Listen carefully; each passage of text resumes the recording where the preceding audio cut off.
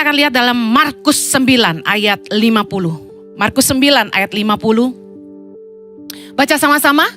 Garam memang baik, tetapi jika garam menjadi hambar, dengan apakah kamu mengasinkannya?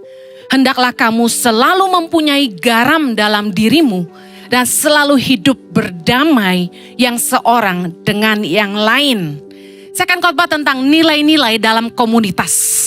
Dalam berkomunitas kita perlu sekali punya nilai-nilai yang kita pegang. Dan dalam ayat ini ada 3 hal yang menjadi nilai dalam berkomunitas. Yang pertama, hidup kita harus berguna bagi sesama. Garam kalau nggak asin akan jadi hambar dan nggak ada gunanya. Yang kedua, hidup kita harus punya kasih. Kita harus selalu punya garam, yang artinya kita harus selalu punya kasih. Salah satu nilai yang sangat-sangat dan paling penting dalam berkomunitas adalah kita mesti punya kasih. Kita harus hidup dalam damai dengan satu dengan yang lain. Yang mengerti katakan amin. Pagi hari ini saya akan fokus kepada hidup berguna bagi sesama. Nilai berkomunitas yang paling penting adalah kita menjadi berguna bagi satu sama lain. Matius 5 ayat 13 berkata, kamu adalah garam dunia. Jika garam itu menjadi tawar, dengan apakah ia diasinkan? Tidak ada lagi gunanya selain dibuang dan diinjak orang. Kalau kita hidupnya nggak berguna bagi sesama, bagi komunitas, kita akan dibuang orang. Visi gereja ICI adalah melahirkan orang-orang percaya yang dewasa di dalam iman dan hidup melakukan firman dan hidup berdampak bagi keluarga, bagi dunia pekerjaan, kota dan bangsa. Nah, salah satu yang paling penting dalam esensi gereja ICI adalah bagaimana hidup kita tuh jadi dampak, jadi berkat. Kita harus jadi komunitas orang percaya yang menghidupi apa yang kita percayai. Blessed to be a blessing. Kita adalah garam dan terang dunia. Katakan, aku adalah garam. Aku adalah terang. Pertanyaan saya pagi hari ini, apakah hidup Anda berguna bagi keluargamu? Apakah hidupmu berguna bagi dunia pekerjaan, bagi perusahaan di mana Anda berkarya? Apakah hidup Anda telah berguna bagi kota dan bangsa? Kata saling menjadi sangat penting dalam kehidupan berkomunitas. Yesaya 41 ayat 6 berkata gini, yang seorang menolong yang lain dan berkata kepada temannya, kuatkanlah hatimu. Di dalam berkomunitas penting punya kata saling. Saling menguatkan, katakan amin. Saling berbagi, katakan amin. Saling memberi, katakan amin. Saling menolong, katakan amin. Saling melengkapi, katakan amin. Saling mengisi, katakan. Saling mendoakan. Saling memperhatikan. Ini yang harus kita punya, kata saling. Bukan yang sebaliknya, saling merugikan, saling menjatuhkan, saling memanfaatkan, saling membicarakan. Di dalam komunitas ada rasa saling percaya. Karena itu kita nyaman di sebuah komunitas, karena kita bisa jadi diri sendiri dan kita bisa cerita apa aja ke teman-teman kita. Anda harus bijak untuk membedakan siapa yang benar-benar mengasihi Anda dan peduli sama Anda. Bukan hanya sekedar kepo aja. Karena teman yang sungguh-sungguh mengasihi kita akan bersuka cita di dalam kesuksesan kita dan akan menangis di dalam kegagalan kita, bukan sebaliknya. Amen. Bagaimana kita bisa jadi berguna di dalam komunitas? Yang pertama, mari saling berfungsi, bukan cari posisi. Kita lihat dalam perikop Matius 20. Judul perikopnya saya mau baca. Permintaan ibu Yakobus dan Yohanes, lalu ditambahkan di situ, bukan memerintah melainkan melayani. Kita baca sama-sama ayat 20 sampai 21, lalu lompat ayat 25 sampai 28. Sama-sama yuk. Maka datanglah ibu anak-anak Zebedeus serta anak-anaknya itu kepada Yesus, lalu sujud di hadapannya dan meminta sesuatu kepadanya. Kata Yesus, apa yang kau kehendaki? Jawabnya, berilah perintah supaya kedua anakku ini boleh duduk kelak di dalam kerajaanmu, yang seorang di sebelah kananmu dan yang seorang lagi di sebelah kirimu. Ayat 25. Tetapi Yesus memanggil mereka lalu berkata, kamu tahu bahwa pemerintah-pemerintah bangsa-bangsa memerintah rakyatnya dengan tangan besi, Dan pembesar-pembesar menjalankan kuasanya dengan keras atas mereka. Tidaklah demikian di antara kamu. Barang siapa ingin menjadi besar di antara kamu, hendaklah ia menjadi pelayanmu. Dan barang siapa ingin menjadi terkemuka di antara kamu, hendaklah ia menjadi hambamu. Ayat 28, sama seperti anak manusia datang, bukan untuk dilayani, melainkan untuk melayani dan untuk memberikan nyawanya menjadi tebusan bagi banyak orang. Demikianlah firman Tuhan, katakan amin. Orang tuh lebih suka punya posisi. Kenapa? Karena punya kuasa untuk memerintah. Dihormati, direspek, dihargai. Didengar pendapatnya. Karena itu orang lebih suka punya posisi. Tetapi bukankah tidak semua dari mereka yang punya posisi berfungsi? Yesus memberi teladan. Ia datang bukan untuk dilayani, tetapi untuk melayani. Bicara soal apa? Berfungsi lebih penting daripada sekedar punya posisi. Ketika Anda dilayani, bicara soal Anda punya posisi. Tapi ketika Anda melayani, itu bicara soal Anda berfungsi. Yang mengerti katakan amin. Nah, bagaimana kita di dalam komunitas, dimanapun kita berada, kita bisa berguna. Kita harus berfungsi sesuai dengan karunia yang dipercayakan Allah dalam hidup kita. Setiap kita ini punya karunia dari Tuhan. Kita punya potensi, talenta, kelebihan, pengurapan, apapun bahasanya, yang harusnya dipakai untuk jadi berguna bagi sesama dan kerajaan Allah. Amin. Tuhan berikan kita karunia supaya kita bisa hidup berguna. Di dalam komunitas harusnya karunia yang kita miliki itu kita pakai untuk saling mengisi. Saling bersinergi. Saling menciptakan karya bersama-sama. Kita akan jadi berguna ketika kita berfungsi dengan maksimal sesuai dengan karunia yang Tuhan percayakan dalam hidup kita. Masalahnya begini, seringkali orang gak ngerti karunia yang Tuhan berikan dalam hidupnya.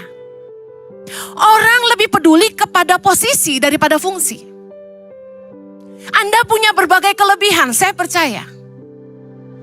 Saya pernah sharing bahwa di dalam hidup saya punya talenta menyanyi. Karena itu dari saya SD, guru suka suruh saya nyanyi di panggung ketika acara-acara sekolah.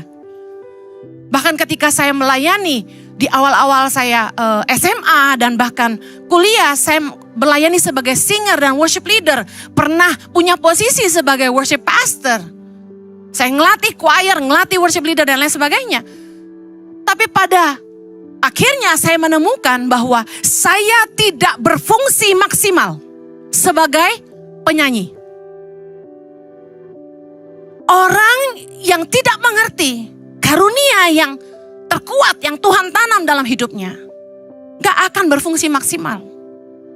Bayangkan kalau saya maksa mau nyanyi sampai hari ini, mungkin saya gak akan pernah menemukan karunia yang Tuhan taruh dalam hidup saya, yaitu berkhotbah.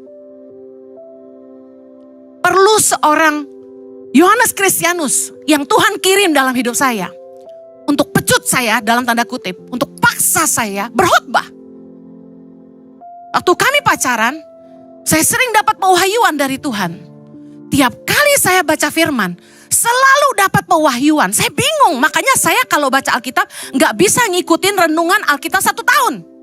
Pasti ketinggalan. Kenapa? Karena target menghabiskan Alkitab 1 tahun itu kan bacanya banyak. Sementara kalau orang yang sering dapat pewahyuan, baca sedikit merenung. Baca sedikit merenung. Ini sebenarnya yang terbaik. Karena firman itu bukan dibaca tapi direnungkan. Dikunyah bahasanya. Anda pulang ini, Anda renungkan ayat mana yang tek di hati Anda. Dan Anda renungkan maksudnya apa. Nah, setiap kali saya merenungkan firman, saya selalu dapat pewahyuan. Dan saya tidak menyangka bahwa tidak semua orang dapat itu. Jadi saya sharing di mobil dengan pacar saya waktu itu. Saya bilang, Jo, aku dapat tentang ini. Saya share sama dia. Dia diam merenung. Saya bilang pakai ya buat khotbah ya. Jadi saya kasih dia bahan-bahan khotbah. Ketika di Australia juga begitu. Karena saya worship pastor. Jadi saya kasih ke youth pastor kami Jojo waktu itu pegang departemen misi dan youth. Saya bilang, Jo, ini Jo, khotbahin Jo. Saya dapat ini, saya kaya dengan inspirasi. Lalu saya tidak mau khotbah. Karena saya pikir, siapalah saya gitu. Gak mengerti karunia. Lalu kemudian mulai diberi mimbar oleh pimpinan, saya mulai khotbah dikit-dikit. Lalu saya mulai pulang ke Indonesia karena panggilan untuk Indonesia. Nah di situ saya tidak pelayanan sampai tahun 2008. Awal-awal saya pulang ke Indonesia, gereja-gereja sempat minta saya mimpin pujian. Bayangin masih mimpin pujian. Akhirnya Jojo bilang gini sama saya. Ini ada gereja tanya, Pastor Jojo, istrinya bisa khotbah nggak? Saya jawab, bisa. Akhirnya suami saya bilang gini, besok-besok saya berangkat, kamu ikut ya. Biasa, mama baru punya baby, jawabnya apa? Kasihan anak-anak. Klise. Saya gak mau. 2 tahun saya bertahan di rumah ngurus anak aja. Kan kalau mimpin pujian di Jakarta-Jakarta aja gitu. Akhirnya satu kali saya ditegur Tuhan lewat khotbah hamba Tuhan. Kemudian saya ditegur sama mentor saya. Akhirnya saya menyerah. Saya pergi khotbah pertama kali saya ingat ke Makassar. Take off dari Jakarta, saya nangis Bombay. Belum ada nangis India, jadi saya nangis Bombay ya. Sedih banget ninggalin baby saya kembar. Waktu itu usia 2 tahunan, waktu saya tinggal. 2,5 tahun. Di pesawat saya nangis, tapi saya ikut maunya Tuhan. Saya mulai khotbah di Makassar pertama kali, awal 2008. Kemudian Jojo mulai jadwal saya. Makin banyak gereja yang minta. Akhirnya gak pernah berhenti khotbah sampai di titik terakhir 2019 saya burn out karena saya khotbah tiap hari. Sehari bisa 2. Oh duitnya banyak, trust me. PK terus. Tapi capek luar biasa. Khotbah tuh udah kayak khotbah, oh siap. Udah lancar banget. Tapi punya gereja saya kasih tahu jadi gembala. Stres kalau mikirin khotbah. Soalnya apa? Sekarang udah online. Kalau khotbah sama ketahuan. Dan jemaat karena rajin dengerin khotbah tiap minggu, tahu aja kalau saya khotbah sama. Jadi mau gak mau khotbahnya harus baru. Hari Minggu 2 kali ibadah saya khotbah 2 khotbah berbeda. Bayangin berarti seminggu 2. Sekarang 3 kali ibadah. Hari ini saya khotbah. Berarti 3 khotbah berbeda. Seminggu saya khotbah bisa 5 ibadah. Jadi Selasa, Rabu, kemarin ada Selasa malam, Rabu. Berarti saya khotbah 1 minggu 5 khotbah berbeda. Bayangin tuh. Untung saya gak gundul sampai hari ini. Tapi saya kasih tahu, saya menikmatinya. Meskipun stres ya, stres tuh gini. Karena kita gak mau ngajar yang bukan dari Tuhan, kan gitu. Materi khotbah itu kan gak asal ngecap. Roh Kudus taruh apa, lalu kita renungkan, kita siapin berjam-jam, berhari-hari. Saya kayak orang mau ujian, tiap kali mau khotbah saya belajar lagi. Jadi stres, tetapi saya sangat menikmatinya. Saya looking forward ketemu Anda tiap hari Minggu, you know that? Dan saya sangat bersyukur sama Tuhan. Karena apa? Karena saya mengerti karunia yang Tuhan tanam dalam hidup saya, bukan nyanyi. Kalau saya ngotot mau nyanyi, malu saya sama Cika. Malu saya sama Novi. Paling mereka gak berani suruh saya berhenti nyanyi, benar gak? Kan ada gembala tuh yang di kursi aja pegang mic ikut nyanyi, betul gak? WL-nya nyembah dia ikut mimpin dari kursi, benar gak? Ada aturan main dalam, saya kan sekolah Hillsong. Preacher preach, worship leader sing, udah. Yang WL jangan banyak ngomong, itu bagian gue. Yang pengkhotbah jangan banyak nyanyi, itu bagian WL. Jadi kita udah tahu aturan mainnya. Dan saya jadi lega, kenapa?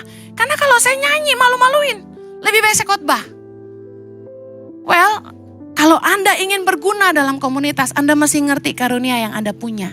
Banyak orang yang gak ngerti karunia, maksa. Carinya posisi, tampil di depan, itu lebih keren. Betul gak? Yang jadi pendoa syafaat sama konselor dikit. Sekolah minggu apa lagi? Paling susah cari guru sekolah minggu. Tapi kalau yang di panggung ini, sorry to say, ngantri yang mau pelayanan. Kita harus ngerti karunia. Supaya kita berfungsi maksimal dan hidup kita berguna.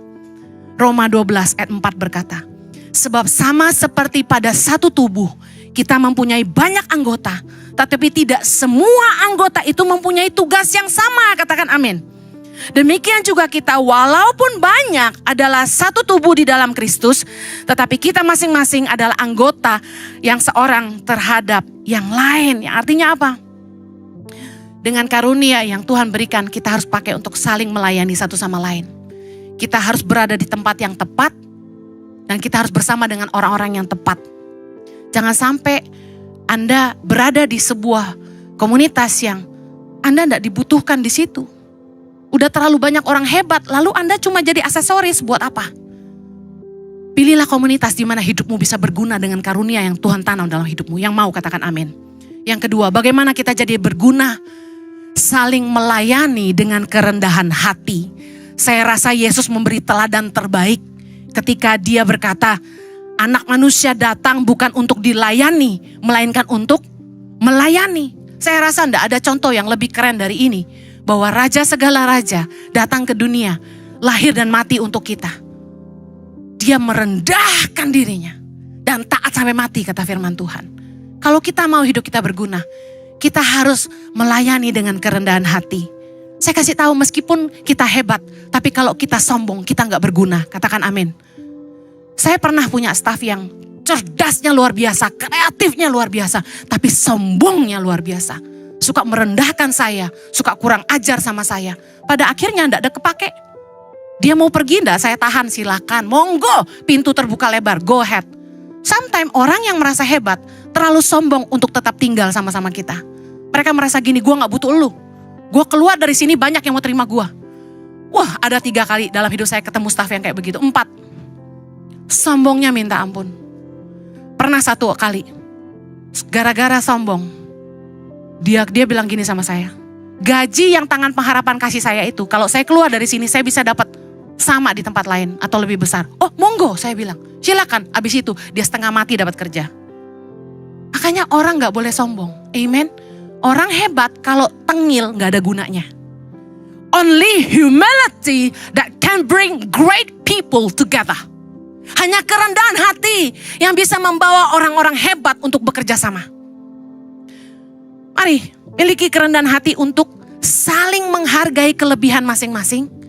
Dan kerendahan hati untuk menerima kekurangan masing-masing. Seringkali di dalam komunitas kita gak rendah hati. Kita bisa terima kelebihan orang, tapi kita gak bisa terima kekurangan orang, itu sombong.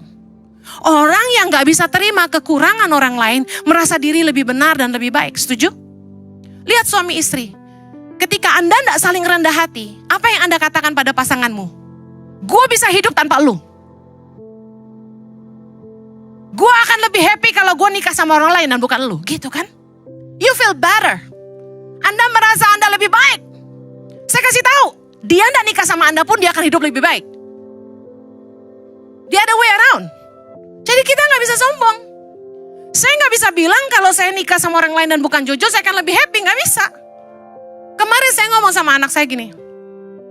Saya bilang, Chloe Zoe, kayaknya kalau mama mati duluan, papa sih gak bakal kesepian. Jangan-jangan kawin lagi cepet banget, saya bilang. Soalnya saya bilang, papamu mah temennya banyak. Gak pernah kesepian, dia kayak punya dunia sendiri gitu loh. Gak ada saya juga dia gak sepi. Tapi kalau saya sampai amit-amit nih, knock on the wood, no Lord, Jojo mati duluan, saya bisa kesepian abis. Kenapa? Karena saya orang yang gak gaul. Temen saya itu temen Jojo. Can you imagine kalau Jojo gak ada? Siapa mau berteman sama saya? Sepi banget kayaknya gue. So you live long. Haleluya. Kalau aku meninggal kamu nikah cepat. Saya mau nanya lagi nanti. Awas loh. Ntar gue rahasia, gue bikin surat warisan, bini lu gak dapat apa-apa. Gak apa-apa ya. Ini semua perempuan pasti gitu kan. Enak aja gue yang kerja keras, dia yang enjoy. No way. Tuh muka udah gue kasih serum tiap hari. Kenceng-kenceng gue yang nikmatin, jangan orang lain. Roma 12 ayat 5. Kita masing-masing adalah anggota yang seorang terhadap yang lain. Jadi mau gak mau, Kalau kita nggak rendah hati, kita nggak akan bisa kerjasama. Pada kenyataannya, kita akan jadi berguna ketika kita bisa kerjasama. Amin. Bayangin nih, Anda punya orang hebat. Misalnya, disuruh, oke. Kalau orang rendah hati itu akan nanya gini, saya bisa bantu apa? Tapi kalau dia terlalu merasa hebat, kita bilang gini, oke, kamu tolong bantu di bagian situ ya. Dia bilang, apa? Di bagian situ. Kok nggak tahu saya tuh bisanya apa? Wih, sombong sekali. Saya nggak level yang segini. Ngeri. Orang kayak gini, berguna nggak kira-kira? Nggak berguna. Roma 12 ayat 10 bilang, hendaklah kamu saling mengasihi sebagai saudara dan saling mendahului. Dalam apa? Memberi hormat. Saling mendahului. Artinya, memberi hormat, menghargai orang lain, bukan cari hormat buat diri sendiri. Kalau kita mau berguna, kita harus rendah hati. Kita saling membutuhkan. Amen.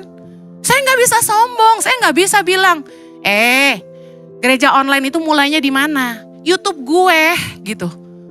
Tengil banget.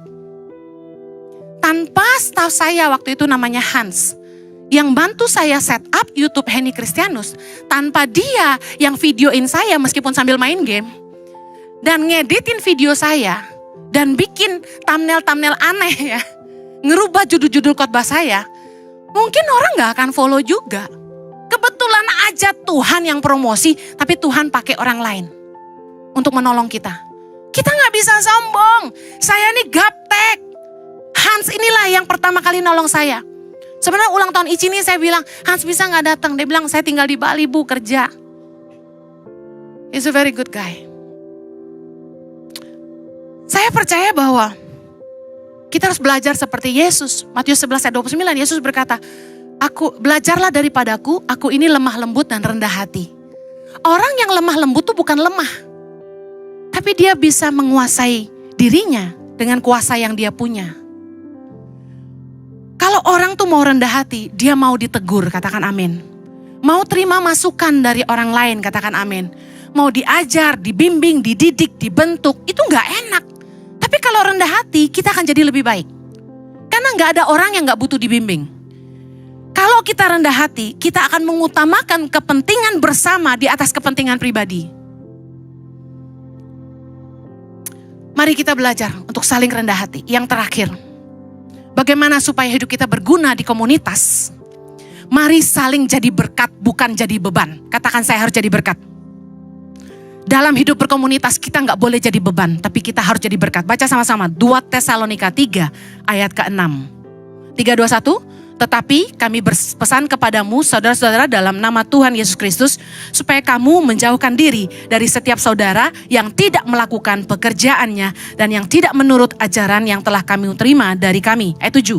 Sebab kamu sendiri tahu bahwa kamu harus mengikuti teladan kami, karena kami tidak lalai bekerja di antara kamu dan tidak makan roti orang dengan percuma, tetapi kami berusaha dan berjeripaya siang malam supaya jangan menjadi beban bagi siapapun di antara kamu. Ayat 9. Bukan karena kami tidak berhak untuk itu, melainkan karena kami mau menjadikan diri kami teladan bagi kamu, supaya kamu ikuti. Lihat baik. Salah satu poin yang paling penting dalam hidup berkomunitas supaya hidup kita berguna adalah kita gak boleh jadi beban buat siapapun. Jangan punya mental aji mumpung. Katakan, saya gak boleh aji mumpung.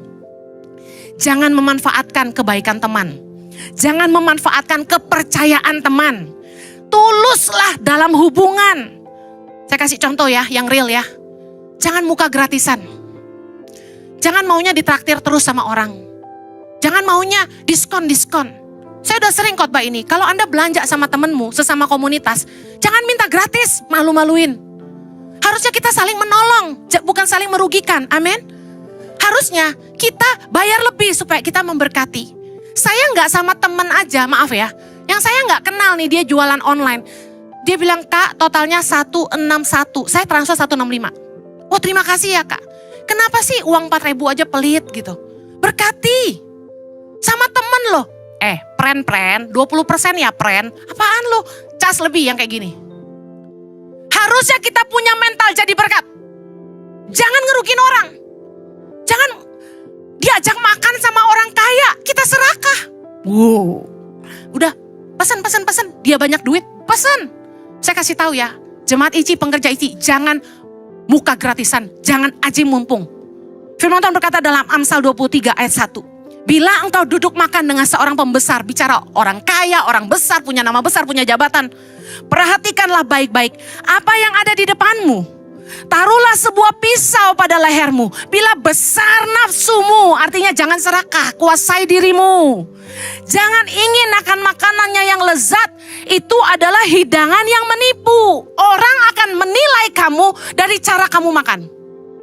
Kalau kamu mentalnya kere, aji mumpung, mentalmu miskin, ditraktir orang makan, mau, selalu mau. Kamu gak pernah mau traktir orang.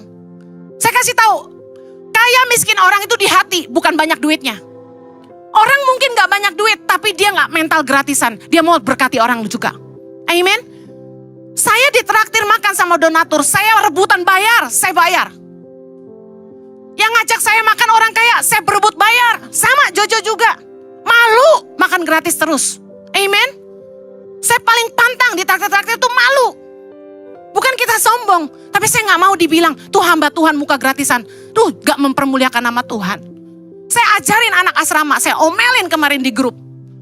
Mulai malam ini gak ada yang boleh ikut pengerja atau jemaat pergi makan. Mama sudah kasih kalian makanan cukup. Jangan kayak orang gak pernah dikasih makan, saya bilang. Malu saya. Udah jam 10 malam diajak pergi makan, mau. Saya bilang bukannya kamu baru makan. Nanti orang bilang Bu Heni gak kasih makan. Padahal itu anak asrama udah makan kekenyangan. Segala makanan udah dikasih. Tiap hari makan daging, apa yang kurang? Jojo ulang tahun. Nasi tampah, apa itu? Yang tumpeng. Ayam bakar, rendang, telur, apa terek, semualah lengkap. Gak ada yang makan. Saya kasih ke asrama. Bayangin, gitu loh gak dimakan, pergi makan sama orang. Kan marah aku. Jangan punya mental gratisan. Saya bilang, kenapa gak bilang sama orang itu? Thank you om, saya sudah makan. Thank you om, sudah malam, saya harus pulang. Asrama kan jam 10, batasnya gak boleh pulang lebih dari jam 10 malam. Apa-apaan? Mah, aku diajak makan. Saya bilang jangan rakus kamu, pulang kamu. Kabur dia pulang langsung. Saya malu loh. Tahu nggak Chloe Zoe Excel dari kecil saya didik apa? Kalau dia ajak makan sama QQ itu koko saya. Koko saya bukan orang miskin. Saya bilang, kamu pegang uang. Satu anak saya kantongin duit. Masing-masing, saya kasih kartu kredit saya. You traktir QQ. Kalau sampai makan apapun, you bayar sendiri. Dan you yang bayarin kalau perlu. Pakai kartu kredit mama. Jadi koko saya suka bingung. Lu apa-apaan sih dia bilang. Gue mau bayarin anak lu makan, dia gak mau. Dia bilang mami udah kasih duit. Saya mau anak saya didik dari kecil punya mental memberkati. Jangan muka gratisan. Amen. Salah satu yang paling penting apa lagi? Jangan berhutang dalam komunitas. Hutang merusak hubungan. Jangan memanfaatkan kebaikan teman. Roma 13 ayat 8. Janganlah kamu berhutang apa-apa kepada siapapun juga. Tetapi hendaklah kamu saling mengasihi. Dengar baik. Kalau memang kita butuh. Pertama doa. Tuhan Jehovah Jireh sanggup menyediakan segala yang kita butuhkan. Amin. Yang kedua, lebih baik bicara sama pemimpinmu. Pemimpinmu, katakan kamu kerja di sebuah perusahaan. Kalau dia bisa kasih pinjaman, kan bisa potong gaji. Itu hak karyawan. Mengajukan pinjaman. Ketiga, pemimpin rohanimu. Kalau dia bisa tolong kamu, kenapa tidak? Jangan ngutang sama teman jadi omongan. Dengar baik. Amsal 22 ayat 26. Jangan engkau termasuk orang yang membuat persetujuan dan yang menjadi penanggung hutang. Mengapa orang akan mengambil tempat tidurmu dari bawahmu bila engkau tidak mempunyai apa-apa untuk membayar kembali? Satu kali anak leader dari komunitas ICI cerita di tempat pekerjaannya dia akrab dengan 3 orang. Salah satu teman baik, bayangin teman baik, pinjam kartu kredit dia untuk tarik tunai. Akhirnya nggak dibayar dan dia kabur. Bayangin teman baik bisa begitu. Kabur, menghilang dan tidak bisa dihubungin. Akhirnya hutang temannya puluhan juta harus dia cicil dari gajinya. Firman Tuhan berkata, jangan menjadi penanggung hutang. Amen. Orang yang begini, hutang-hutang pasti merusak hubungan. Saya akhiri. Kalau Anda bantu teman dalam komunitas, jangan dibungain. Kalau Anda punya bank, itu lain cerita, itu usaha. Keluaran 22 ayat 25 berkata, jika engkau meminjamkan uang kepada salah seorang dari umatku, orang yang miskin di antaramu, maka janganlah engkau berlaku sebagai seorang penagih hutang terhadap dia. Janganlah kamu bebankan bunga uang kepadanya. Dalam berkomunitas, udah deh, hindari hutang. Sampai ada yang butuh pinjam uang, jangan dibungain. Berikanlah yang hatimu rela, kalau sampai dia tidak bisa mengembalikan. Itu jadi taburanmu. Amen. Jangan makan bunga, orang udah susah lu bungain lagi. Di komunitas Impact Family, yaitu Komsel Impact Community Indonesia, aturan ini saya terapkan. Tidak boleh saling berhutang. Bahkan di Yayasan Tangan Pengharapan dan di Gereja ICI, semua staf dilarang saling berhutang. Kami sudah marah luar biasa, karena ini pernah terjadi. Kurang lebih 4 staf lah di Tangan Pengharapan. Diam-diam meminjam uang teman-teman di kantor tanpa kasih tahu saya, meskipun tahu aturan ini. Akhirnya dia tidak bisa bayar dan dia kabur. Tebak siapa yang bayar? Eke. Kesel kan? Jadi kita keluarkan aturan itu untuk menjaga. Saya tidak mau loh ya jemaat ICI diutangin sama pengerja maupun jemaat lain. Please don't. Kita jangan saling merugikan di sini. Di dalam komunitas pastikan kata saling menjadi kunci. Saling berbagi dan saling memberi, bukan saling memanfaatkan dan saling merugikan. Saya akhiri. Bagaimana supaya hidup kita berguna dalam komunitas? Yang pertama, saling berfungsi, bukan cari posisi. Berfungsilah maksimal sesuai dengan karunia yang Tuhan percayakan. Yang kedua, saling melayani dengan kerendahan hati. Yang ketiga, saling jadi berkat, bukan jadi beban. Yang mau katakan? Amin. Kita berdoa. Kasih karuniamu memampukan kami untuk menghidupi firman-Mu. Supaya hidup kami jadi berkat dan nama Tuhan dipermuliakan. Terima kasih kalau ICI boleh ulang tahun yang pertama Tuhan. Kami bersyukur untuk kemurahan-Mu, gereja onsite ini boleh Tuhan sertai. Dari 0 sampai hari ini, segala kemuliaan hanya bagi Tuhan. Kami mengucap syukur hanya di dalam nama Yesus kami berdoa. Amen. Have a blessed week. God bless you. I love you so much.